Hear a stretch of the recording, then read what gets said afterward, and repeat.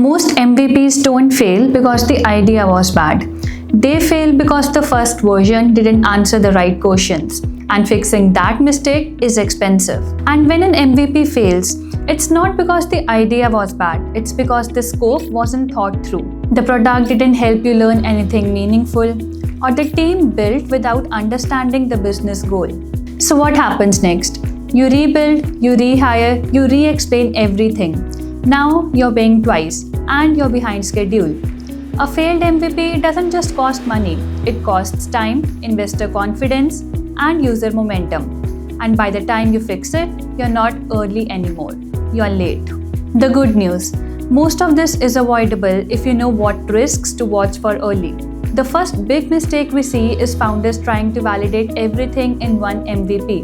Too many features, too many assumptions, too many user flows, and when everything is important, nothing is clear. A good MVP isn't about proving the entire business. It's about testing a few critical assumptions and learning from them. Another major issue is building an MVP without a clear learning goal. Before you build, you should be able to answer this. What does success actually looks like? Because if users drop off, you need to know why. And if they stay, you need to know what worked. Without that clarity, even a successful MVP can lead you in the wrong direction, and that's expensive. The third risk is short-term technical decisions. A lot of MVPs are built fast with no plan for what happens next. That becomes a problem when you need to scale, add features, or bring in a new team. What saves time early often increases cost later. An MVP should be lightweight but not fragile. This is exactly where we at Apteonyx support founders.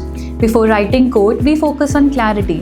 What does this MVP need to prove? Which risks matter right now? And how do we build this so it can evolve, not be rebuilt?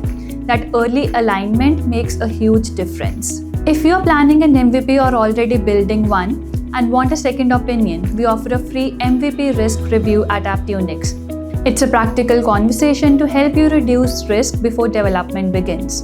The link is in the description below. And if this was useful, subscribe for more insights on building products the smart way.